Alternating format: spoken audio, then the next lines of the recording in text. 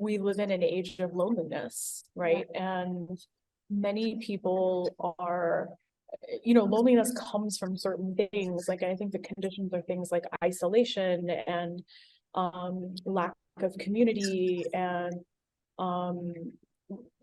not a very good sense of like, what's around you, because you actually don't even have to, most of us live in societies where we don't even have to interact with humans on a day-to-day basis. We can do everything through an app, or you can be in your house and do all the work and sort of never have to step outside or see people.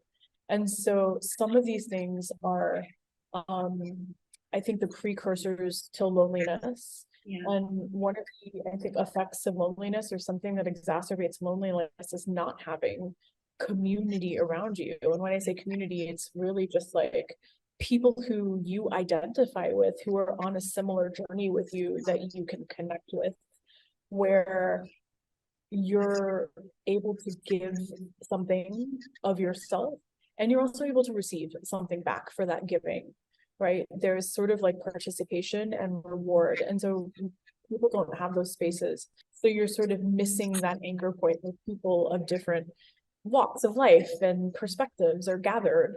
Most of us, having grown up in a nuclear sort of a family and whatnot, and with this increasing sort of interest in kind of having our own boundaries and spaces and whatnot, I feel it's becoming more and more difficult for us to be tolerant to the flaws and kind of difficulties that some people come up with, which is also, I feel, a hindrance to community building, because we just don't have the patience anymore, right? Everything is offending, and I see this sort of a trend as well. Like, what this raises for me is the flip side of the coin of not having like family structures like that, or the patience for things like that, is also the lack of patience with ourselves, right? So we are also now a part of a time where it's so easy to distract yourself from your own inner voice. Exactly. You pick up your phone. I mean, I see this in myself. It's very difficult for me to sit and do nothing. Yeah, it's very difficult. So when you don't have some force to be in situations that are uncomfortable yet connecting, like these situations that you describe, and you also don't have the ability to sit with yourself, and it's very easy to distract yourself or mistake reaching out to somebody on Instagram as like true connection. And I don't want to say that that's not real connection, but I think these two things put together with the absence of stuff in real life is where the problem starts to snowball. Because usually what happens is we tend to be so caught up in our own sort of struggles and whatnot that it's very difficult for us to create a mind space where we can hold other people. Studies have been done and experiments have been done, and what they consistently show is that social integration, or the quality of our social relationships, really decide how long we live, the quality of our lives, and especially towards the end of it. So maybe like, even in finding ourselves, being a part of a community is an integral part of it, right? And maybe that is the way forward. Despite knowing how important communities are for us, like, we have this resistance to somehow kind of show up consistently. I have seen this in other communities and with other community leaders. Like, I think as human beings, we're like really excited in the beginning to be a part of something, but the novelty wears off. And so it gets harder and harder to show up unless there's greater and greater rewards for something. No matter what, we all want to be a part of something bigger than us, but we also need to know that we're special. And then there is also, I think, connecting to people's personal experiences, because that's when they learn the best, right? That's when they really connect the best.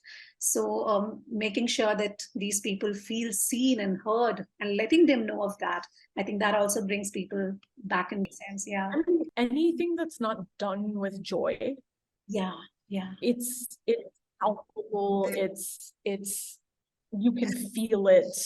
And I think it's the same with me. Like, if I feel forced to do something, the result is not going to be as life affirming for me and for anyone else that's a part of it, like no matter what it is that we're trying to create. Or at least build a sense of everyday leadership maybe in everybody, so that, the one thing that I can see working in this to sort of help with empathy building and connection and people taking responsibility and ownership is allowing people to be a part of the process, right? And it's like figuring out what are the roles, what are where are the gaps, because one person can't do everything, 10 people can't do everything, especially in large organizations, and then giving people a way to step up and shine in a very specific way. any human relationship, right? There is always that exchange factor where, I give you something, then you give me something in return, sort of.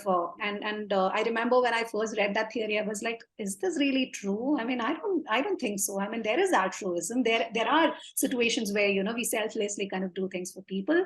But the more, the older I get, the more I realize that, okay, maybe the world does actually work in that sort of, a way. There is like a sort of spiritual influencer. I don't know if you've heard of her. Her name is Gala Darling.